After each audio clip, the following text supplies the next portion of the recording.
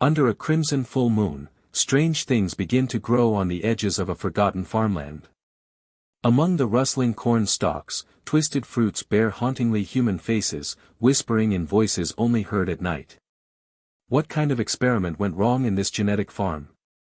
Why does the scarecrow only appear when the moon is full, and why is it moving? Scooby and the gang are about to find out. The van rumbled down a dirt road swallowed by tall crops on both sides. The GPS had given up miles ago, leaving Mystery Incorporated navigating by the rising moon and a creased brochure reading Granger Biotech Agricultural Research Facility, Feeding the Future. The words felt ironic now. Velma adjusted her glasses as they passed a rusted gate half hanging from its hinges. Something about this place felt genetically off. Like, did you guys hear that? Shaggy asked, peering nervously out the window. Fred slowed the van. Hear what? That. Shaggy insisted. It sounded like breathing. From the corn. The group fell silent. Outside, the wind brushed through the stalks, and for a moment, it really did sound like a deep inhale. Scooby-Doo whimpered and ducked behind the front seats, shaking like a leaf. I told you this was a bad idea, Daphne muttered, arms crossed. Why are we even here, Velma?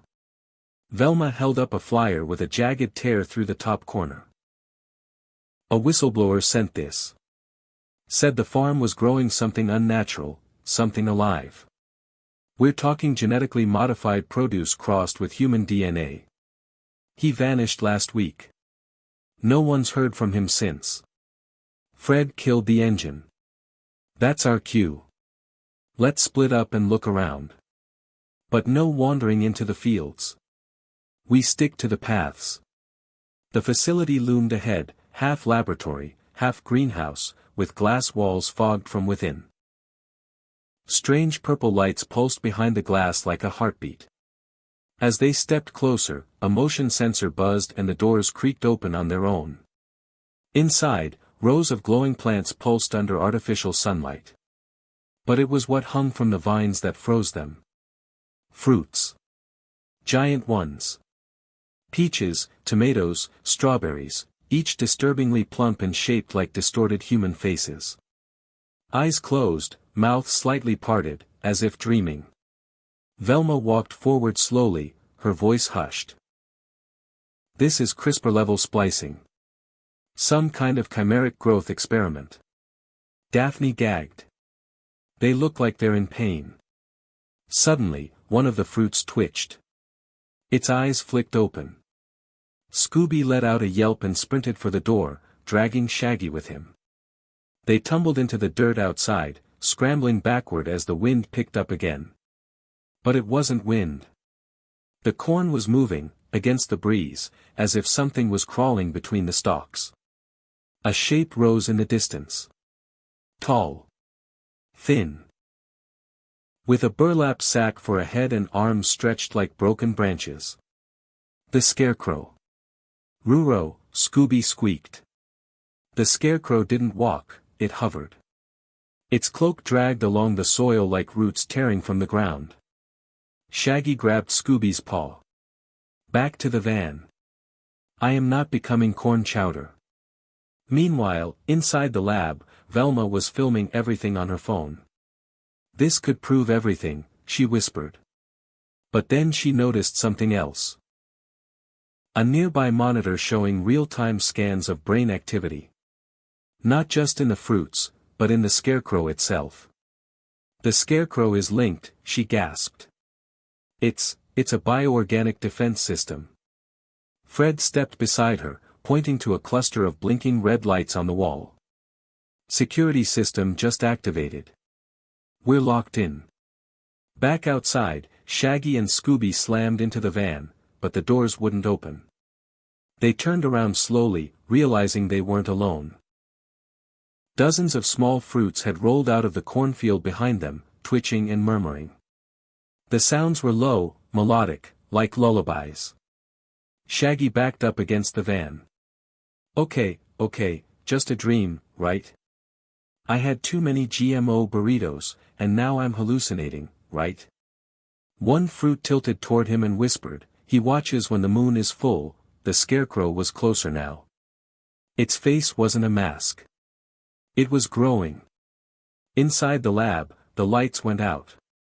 Velma's phone flickered. "Everyone stay calm," she whispered, voice tense. Then a whisper came through the intercom, "Welcome to the harvest." The lab was a tomb of flickering lights and humming machines. After the scarecrow's appearance, the team regrouped in a sealed control room, breaths shallow and eyes fixed on the black monitor screens. Velma sat at a terminal, fingers flying over the keyboard. "If I can get into the internal server, we might learn what they were trying to grow here." Fred stood at the door with a fire extinguisher gripped like a weapon. "We need a way out, Velma. Fast." "The main doors are shut, and Scooby and Shaggy are out there with that thing." "I'm working on it," she muttered. But someone encrypted these logs, deeply. Daphne hovered near the glass wall, where distorted shadows moved beyond the haze. Why would anyone design a scarecrow that can move? Or, think. Velma's screen lit up. "Got it. There's a folder labeled Project EDN Experimental DNA Enhancement Nexus." This wasn't just about modifying crops. They were trying to give plants a consciousness. A collective memory. Fred frowned. Why would anyone want a sentient cornfield? Velma turned the screen toward him. Because they believed plants could store human thoughts, memories, maybe even replicate identity. The faces on those fruits. They're grown from memory imprints. Fred stepped back. "You mean, those aren't random?" "More like organic recordings," Velma whispered. "This whole farm is one massive neural web." Cut to outside. Shaggy and Scooby were hiding in an abandoned greenhouse, its glass cracked and overgrown with vines. The fruits here were smaller, less developed, but even more grotesque. Some had multiple eyes. One wept a thick orange fluid. Scooby covered his snout. "Rue rancid," Shaggy tried to bar the broken door with a rusty pipe. Okay, think, man, where do we go when we're being hunted by a monster made of hay and rage?" Scooby whimpered, pointing to a wall of hanging lab coats. Taped to one of them was a torn ID badge, Dr. Reed Halvorsen, Bioneural Division. Shaggy blinked. "That's the guy who sent the warning, right? The one who vanished." They rifled through the coat's pockets. Inside was a small flash drive and a folded page. It was a crude map of the farm, with 3 locations circled in red: main lab, root vault, and observation silo. Scrawled in shaky pen across the top, only one way to stop the cycle. Suddenly, a whisper came from behind the vines. "He watches. He grows. He remembers." The scarecrow's silhouette glided past the glass outside. Its head slowly turned, burlap stretching as if sniffing them out. Back in the control room, Velma examined a new video file recovered from the drive. It showed a camera feed from a test chamber. A woman in a lab coat held a peach with a newborn's face. She spoke directly to the camera. "This is subject 43C, cellular response is active. No rejection. Memory trace appears to match donor's last moments: fear, confusion, suffocation. We may have gone too far." The video glitched. Screams followed. The footage ended in static. Daphne stepped back, hand over her mouth. They weren't just growing food. They were harvesting souls. Fred moved to the wall panel. "We need to get to the observation silo."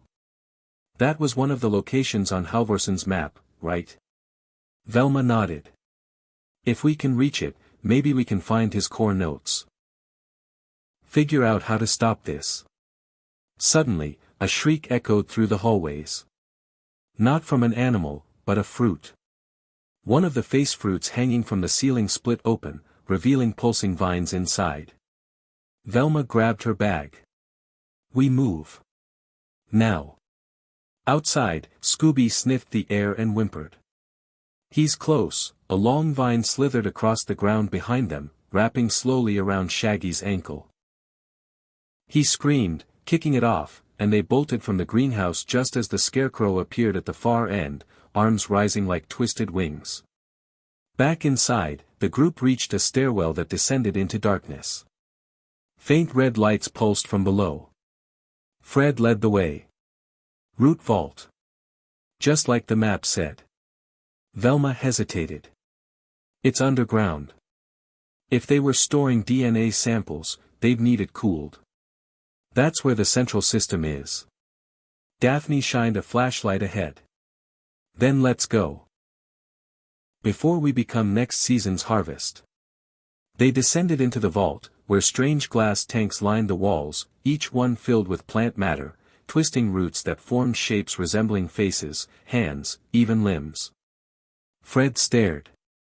They weren't just experimenting. They were preserving them. Velma approached the largest tank. Floating inside was a near-complete humanoid figure, its skin made of bark and its eyes wide open.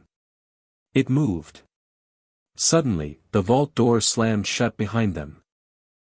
The vault was damp, humming with energy, and smelled like rusted metal and rotting vegetation. The walls were lined with biocontainers, most filled with twisted roots shaped into nightmarish effigies of humans, some whispering, others twitching silently. As the door slammed shut behind them, Fred ran back, trying to force it open, but it was sealed tight. Velma scanned the chamber. This isn't just a vault. It's an incubation lab. Daphne backed away from a tank where a pair of hands pressed against the glass from the inside. They're aware of us. Fred turned, tense.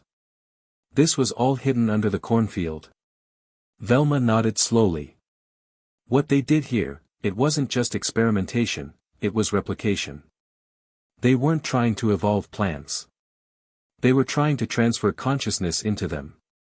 Fred frowned. Using what? DNA. More than that, Velma said, pulling out a journal from a shelf. Dar. Halvorson's field notes.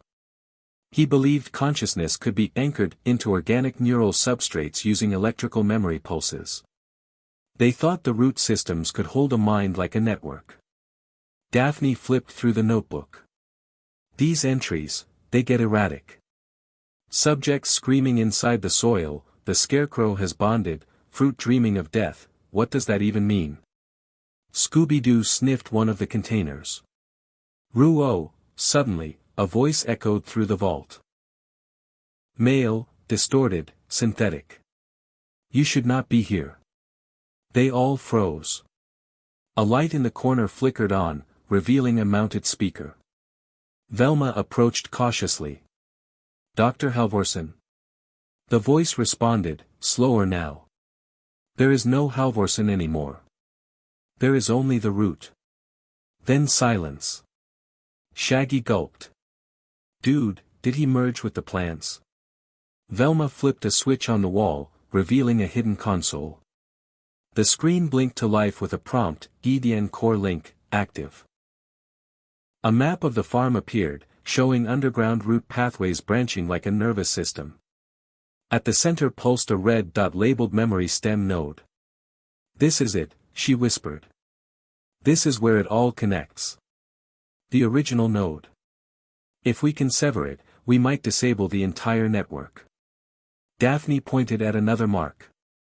And the observation silo is right above that spot. Fred nodded. Then that's our next move. But first, we need out of this vault. Suddenly, a loud crack echoed above. Roots began to burst from the walls, slamming into metal, wrapping around tanks. One shattered, releasing a cloud of spores, and a humanoid root creature fell to the ground, groaning in agony. It opened its mouth and whispered, "Help, me." Velma's eyes widened. That's not a plant. That's a human trapped inside root tissue. Fred grabbed a metal rod, helping push back vines near the door. We need to cut power to this place. She raced to the side panel and yanked open a breaker box. "Cover me." The creature stumbled toward them. Its eyes flickered, flashes of memories. Children laughing. Fire. Screams. Velma hit the main breaker. Sparks flew, lights dimmed, and all root growth halted for a second. The vault door groaned. Fred forced it open. "Move." They ran into the corridor as the vault collapsed behind them. Scooby barked frantically, leading them through the narrow hallways to a stairwell spiraling upward. The silence was heavy now, too heavy. As they reached the upper level, the door creaked open into a massive dome filled with overgrown vines and rusted control panels. The observation silo. Daphne stepped into the overgrowth. Is this where they monitored the entire experiment? Velma turned on a side projector. A massive screen displayed old footage, scientists observing growing fruits, children walking through cornfields with sensors on their heads. They were using local families, Velma whispered, as memory donors. Some of them probably never left the farm. Fred pointed to a glowing chamber in the center. That must be the node. The memory stem node was a pulsating root bulb, protected by thick glass and glowing with internal energy.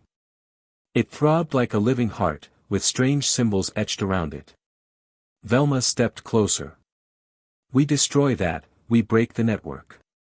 But the screen behind them flickered. A new video played. Dr. Halvorsen stood in front of the silo's node, eyes wild. This was never about food. We sought immortality. Mind without decay. Memory without death. The scarecrow, he's the prototype. He protects the harvest. Suddenly, the screen froze, and the silo began to shake.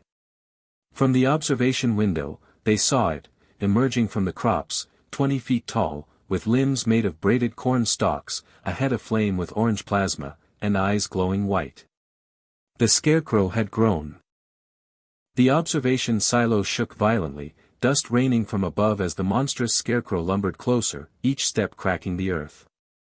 Its eyes were pale orbs of light, staring through the observation glass like a god surveying insects.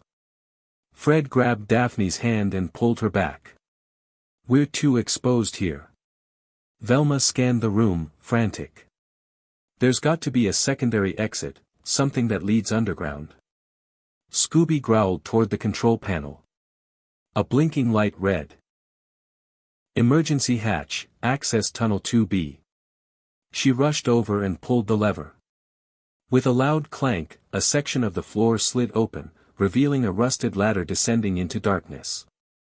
There. Everyone down. Shaggy glanced at the shaking ceiling. Do we even know where that goes? Anywhere's better than here. Velma shouted. One by one, they descended into the tunnel just as the silo's wall exploded inwards. The scarecrow reached into the room with a hand of writhing corn stalks and dragged its flaming claws across the consoles, erasing decades of research in a hiss of smoke. Below, the group hit the dirt-covered floor of Tunnel 2B. The passage was narrow, thick with mildew and lined with torn cables and rotting posters from the 1970s. Faint words were visible on the paper, the future of food starts here. Fred turned to Velma. That thing, how is it alive? It's not just animated plant matter. Velma panted, wiping her glasses. It's a vessel. A host. The scarecrow was the first successful transplant of neural consciousness into a plant-based construct. Halvorsen's consciousness, his mind, was transferred into it. Shaggy blinked. So, Dr. Frankenstein turned himself into a veggie monster. In a sense, yes, Velma nodded. But he failed to maintain stability. The scarecrow's brain isn't functioning like ours, it's fragmented, looping memories, split identities. Daphne added, it didn't attack us until we reached the memory node. It's protecting something. They pushed through the narrow corridor until they reached a broken chamber, lined with broken monitors and a series of jars labeled cognitive residue samples. Inside were preserved neural tissues, floating in a luminous green fluid. Velma examined one and gasped. These aren't just samples. They're people. All the test subjects, preserved. Their memories extracted and bottled. Fred stared at one jar. A child's voice echoed from it faintly. "I missed the sun," Scooby barked, then pawed at a nearby locker. Inside was a tattered lab coat with a name badge, Dr. G. Halvorsen, lead geneticist. In the pocket was an old cassette tape labeled, Final Protocol. Velma inserted it into an old recorder. A gruff, broken voice began to play. "If you're hearing this, it means I've lost control. The Scarecrow Protocol was never supposed to awaken. The root systems absorbed too much consciousness. They don't forget. They dream.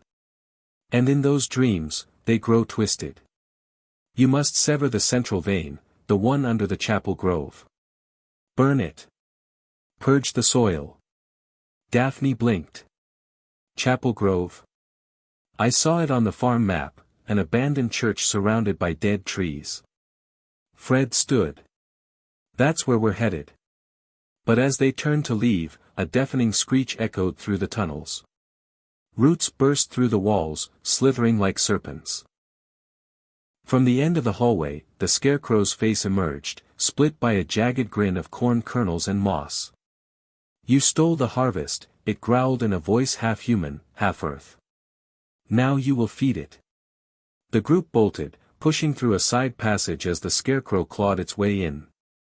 Shaggy tripped over a broken pipe and was nearly caught, but Scooby dragged him forward with desperate strength. They ducked into a crumbling elevator shaft, slamming the gate shut. Inside the elevator cage, Velma hit the emergency override. The lift lurched upward, creaking and grinding as it ascended toward the surface. The Scarecrow roared behind them, vines lashing the elevator, pulling it back, until the gears snapped and the cage shot up with violent force.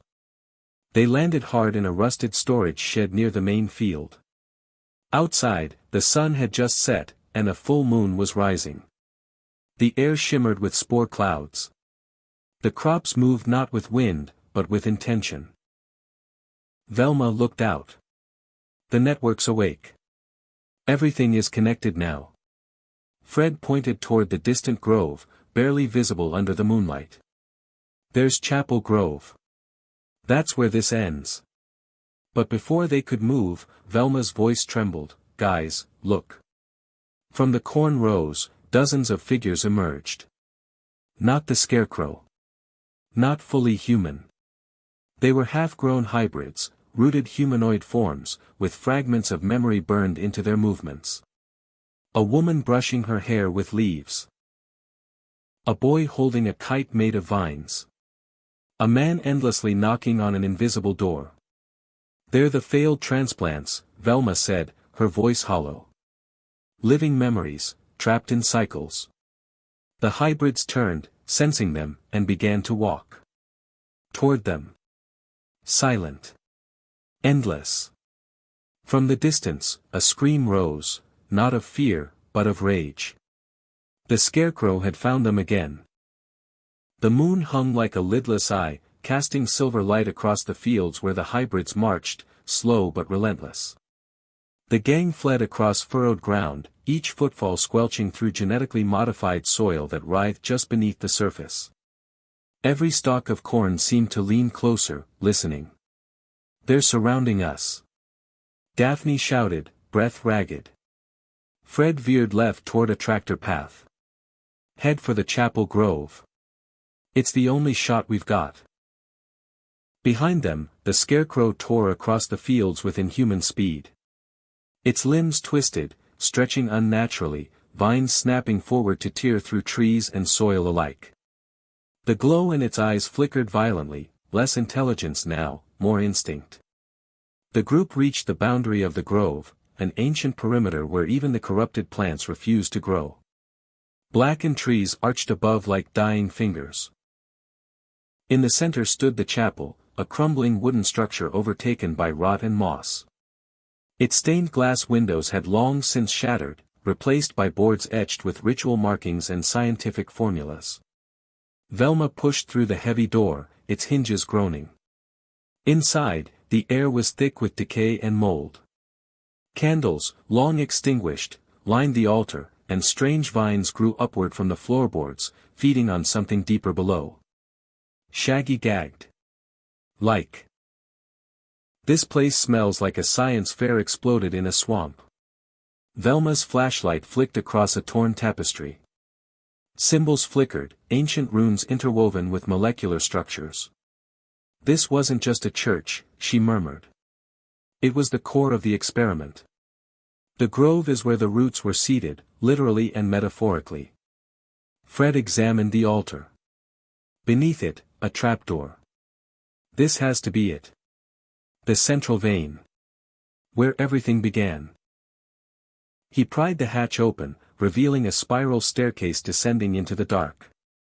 As they moved down, the walls turned from wood to metal, from metal to root and flesh. Pipes pulsed like arteries. The smell of chlorophyll and iron became overpowering. They reached a chamber unlike anything above, the root heart. A cavern of bioluminescent fungi and pulsating root masses suspended in a pool of nutrient fluid. In the center was a glowing orb. A core of neural energy, beating like a heart, suspended by tendrils. Velma gasped. This is the central mind. The harvest memory. Everything, every failed experiment, every consciousness, feeds into this. A low vibration began to rise from the ground. The scarecrow was near. Fred raised a rusted axe he had taken from a tool rack above. We destroy this. We stop it. No. Velma shouted. We sever it cleanly. If we damage it without disrupting the network, the memories could scatter. Possess other systems, even us. Scooby whimpered and nudged a console on the wall. A screen lit up, showing ancient interface code and a blinking prompt, activate Final Purge protocol. Shaggy blinked. Final Purge. Like, total veggie genocide. Velma read the instructions. It'll isolate the harvest memory, contain it in a feedback loop, and collapse the root system from within. But it has to be done manually, someone has to stay here and trigger the final command. The silence thickened. Fred stepped forward. I'll do it. No, Daphne said softly, grabbing his arm. I've got field experience. I can time it and give you all the seconds to escape. Velma clenched her fists. No one stays. There has to be another way. A crash echoed above, the scarecrow had reached the chapel. Its steps thundered down the stairs. The root walls rippled, reacting to its presence. The orb began to pulse rapidly, and the memories in the chamber awakened. Faces formed in the vines. Faces of lost children, scientists, wanderers. They whispered in unison, "End us," tears welled in Velma's eyes. They're aware. They've been aware this whole time. Suddenly, Scooby leapt to the console and pressed the button with his paw. The system buzzed. Final purge sequence initiated. No. Velma screamed. Scooby, what are you doing? The dog turned and barked, nudging Shaggy toward the stairs. He's buying us time, Fred said. We have to go. Now. The group bolted up the stairs as the chamber began to quake. Below, the scarecrow burst into the root heart just as the chamber sealed behind them. Velma turned for one last look through a viewing pane. The scarecrow locked eyes with her, and for the first time, it bowed its head, as if surrendering. The purge began. The vines shrieked. Light poured from every root and crack. Above, the chapel erupted in green flame. The hybrids in the field stopped moving, paused mid-gesture. And slowly collapsed into the soil, returning to the earth. In the distance, silence. And from that silence, a howl. Scoobies. And then, nothing. The fire had long since died. The sun rose over Ashridge Valley, casting golden light upon scorched earth and silent fields. The once living corn now lay blackened and brittle, like burned skeletons of what once defied nature. What had taken generations of twisted science to grow was undone in one final scream beneath the soil. Velma sat in the tall grass, mud on her face, her glasses cracked.